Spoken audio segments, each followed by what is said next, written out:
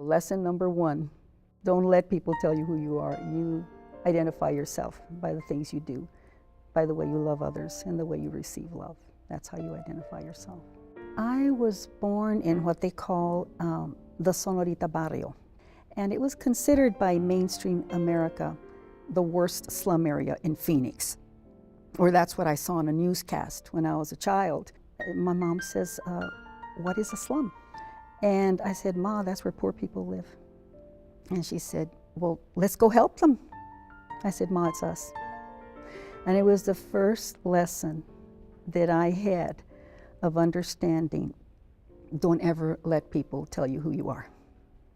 For a while, I wanted to be a bank teller because they counted money, and I wanted money.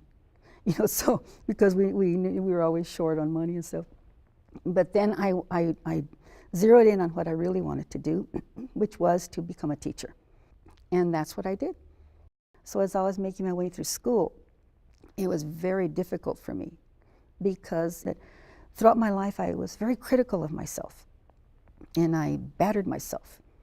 And I tell people I was a self-abuser in the sense that I battered my own image and I always wanted more from me.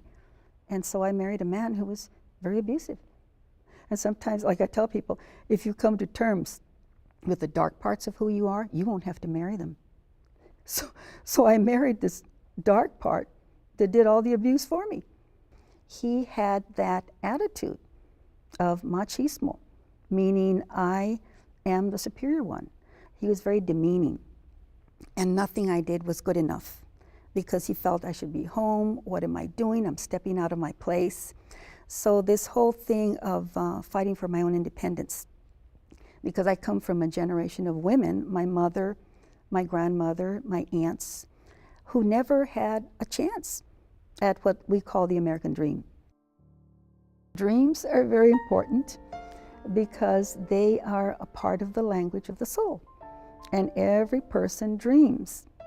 In 1995, I had a dream in which it was a prophetic dream.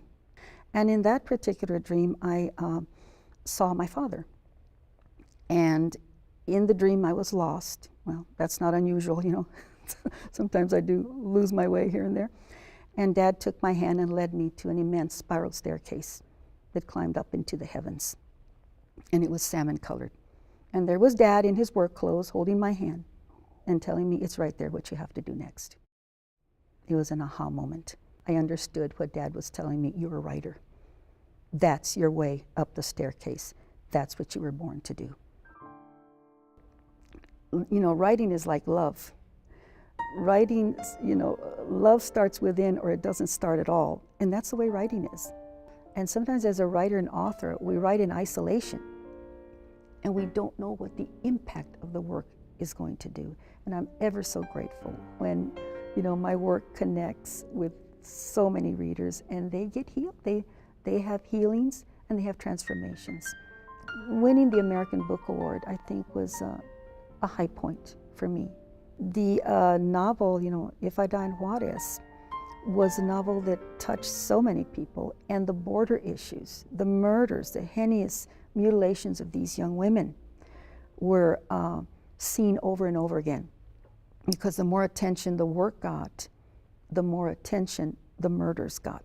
And that was what I wanted. I work a lot with dream symbols in my work as an author. So in Fragile Night, the main story, I show up, of course, in assumed name. I always tell my students, if you're going to write about the family, change their names, unless it's a memoir. And in the story is my ex-husband and a recurring dream. And I dreamed that this loose woman in the dream, you know, kind of like a very sexy type of woman, kind of street kind of person, a diva, and she would be after my ex-husband. And I would see him go away with her in the dream. And I would always call out in the dream and say, you're so dumb, she doesn't love you. And I'd wake up or whatever, you know. That was the theme of the dream. And all of a sudden the dream revealed itself to me as I'm washing dishes. And the dream was accusing me. And the thought was this, I don't hear voices like I tell people. If you hear voices, you might need to go get medicine. I don't hear voices, but I do in my thoughts, understand things. And the dream was this: you're the loose woman. You're the prostitute in your dream. And I'm like, no, I'm not. I sing at church services. I teach scriptures. There's no way that I'm like that. And the dream continued to accuse me. Yes, you are. Yes, you are. Because you are with a man you don't love. You're worse, because a prostitute at least gets money. You get nothing. And I'm going to tell you, when I understood what the dream was telling me, the dream was telling me, are betraying yourself. You're not true to who you are. If you were true to who you were, you would not be with him, because you don't love him. See, I had never examined my heart. Isn't that something, how we can live a whole life and never examine our hearts? To take a close look and say, is this what I really want?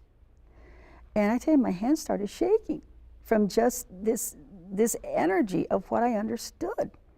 And it was at that point that I finally made the decision to break away from this marriage, and which had a lot of domestic violence. And that's why I'm so staunch. I'm such a protector of women's rights against domestic violence, because I experienced so much of it.